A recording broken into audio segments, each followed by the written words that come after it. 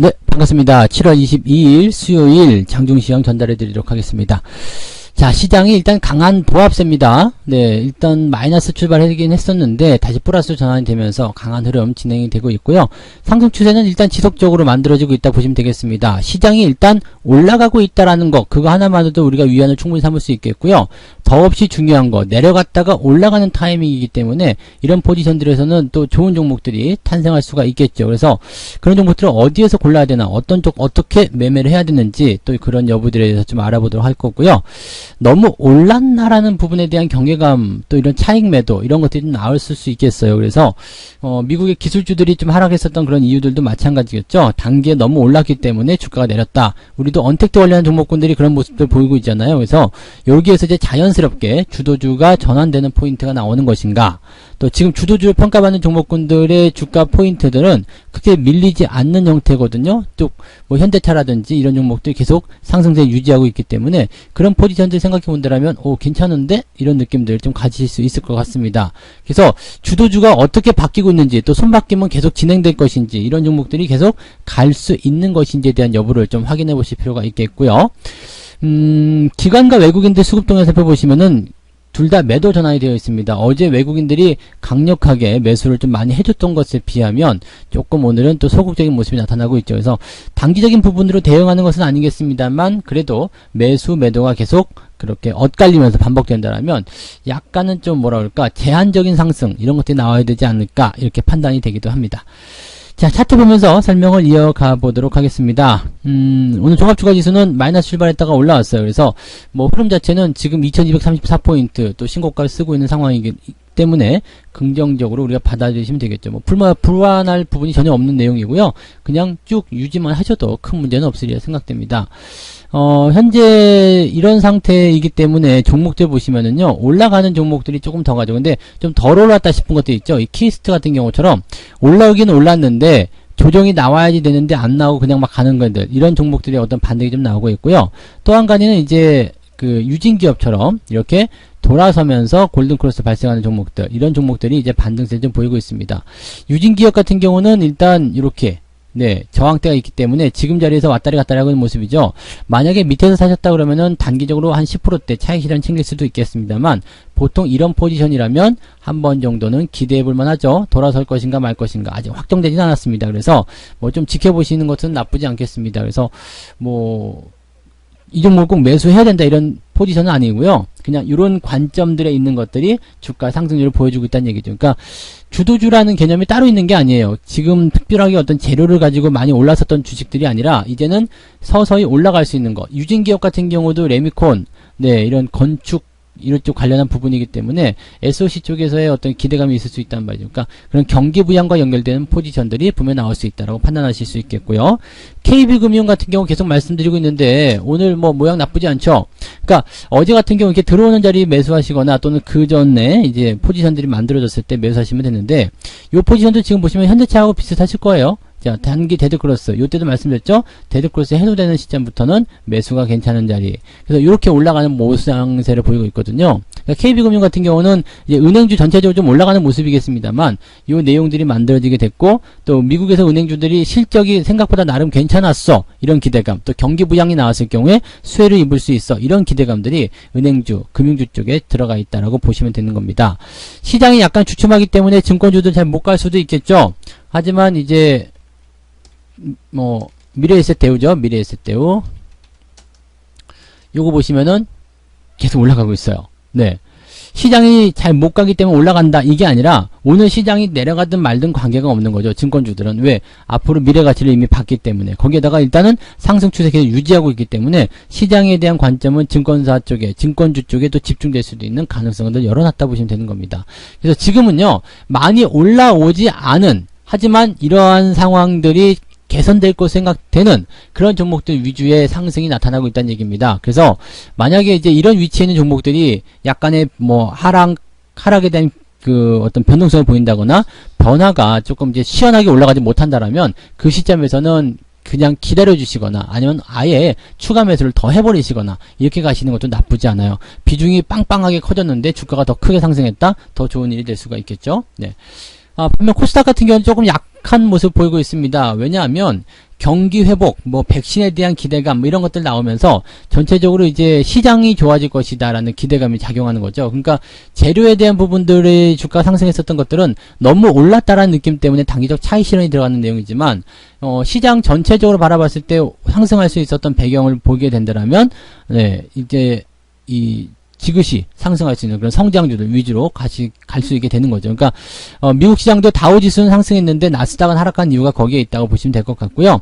우리 코스닥 같은 경우도 이렇게 개별적인 종목들에 대한 차익 매도가 떨어지는 그 포인트가 주가를 약간 변동성을 만드는 시점으로 갔다라고 보시면 되겠고, 또 코스피 같은 경우는 이제 이 경기 회복에 대한, 그 다음에 대형주들에 대한 그런 기대감들이 나오고 있다고 보시면 되겠습니다.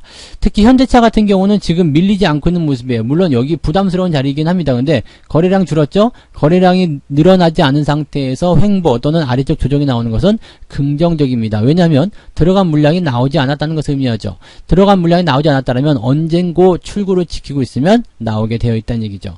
그래서 이런 상황들을 여러분들이 잘 체크해서 보시게 된다면 어느 시점에서 매수가 되면 좋겠구나, 어떻게 해야 되겠구나, 기다려야 되겠구나, 말아야 되겠구나, 좀 더 깎아주면 사겠구나, 이러한 부분들도 같이 체크가 되실 거라고 생각을 해봅니다.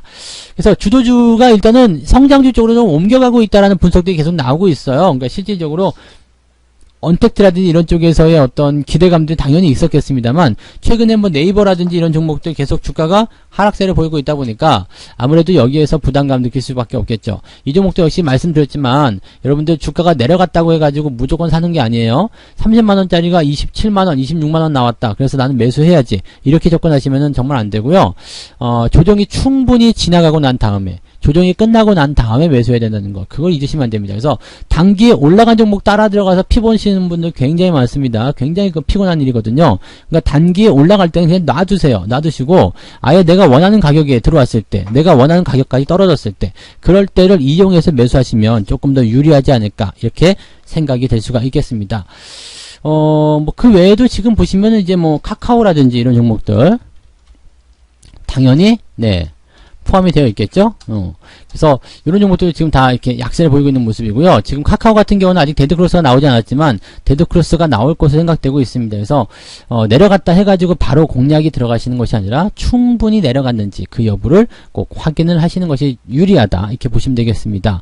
그리고 조정이 나오지 않으려면요, 한성기업처럼 이렇게 계속 가야 됩니다. 말씀드렸죠? 5일선 깨지 않고 그 위쪽으로 계속 유지가 된다면 그냥 보유하는 거다, 이렇게 말씀드릴 수 있겠습니다. 이 종목 지금 170% 수익률 진행 중에 있는데 계속 상승할 수 있다라고 일단 보실 수 있습니다. 왜? 5일선을 이탈하지 않는 범위에서는 그렇게 된다, 이렇게 말씀드릴 수 있는 거죠. 네.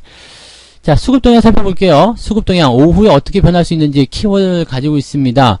개인들 물량은 별로 중요하지 않을 것 같고요. 외국인이 중요할 것 같습니다. 일단은 아직은 잘 모르겠네요. 네, 들락날락 하고 있기 때문에, 물론 매도 규모가 멈추긴 했어요. 더 많이 판다 이런 쪽의 느낌은 아니기 때문에 여기서 이제 긍정적으로 받아들일 수 있겠습니다만, 그래도 아직은 잘 모른다, 이렇게 봐야 되겠네요. 언제든지 바뀔 수 있는 그런 포지션이다라고 생각하셔야 될 것 같고요.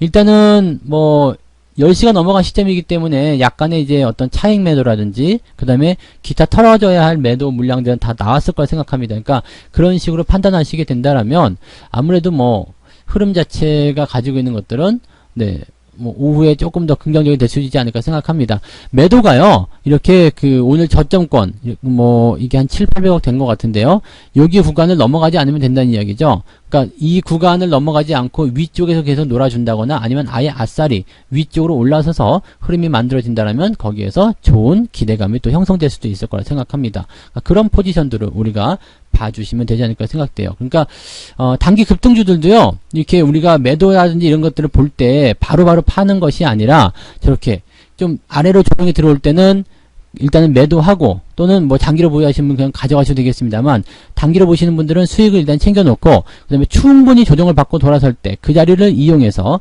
매수가 들어가는 것이 유리하다라는 것을 말씀드립니다. 그리고 그게 아니라면 매도 의견도 괜찮을 거라 생각합니다. 주도주가 바뀌고 있다라는 느낌이 계속 있기 때문에요, 네, 하나에 계속 고집해서는 별로 좋지 않을 것 같다 생각이 들죠. 네. 자, 금융투자나 연기금 같은 경우도 뭐 별일 없습니다. 그냥 뭐 외국인들하고 거의 비슷한 모양새인 것 같고요.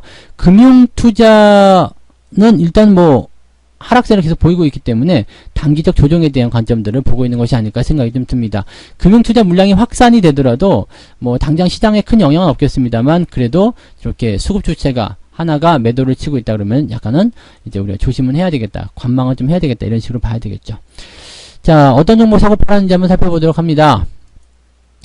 뭐 기관들 같은 경우는 맥쿼리 인프라를 순매수했네요. 근데 요거는 매수 타이밍이 좀 이상한데요. 네, 진성 TC 오늘 많이 올라갔고 밑으로 깎아줄 때 매수하려는 움직임.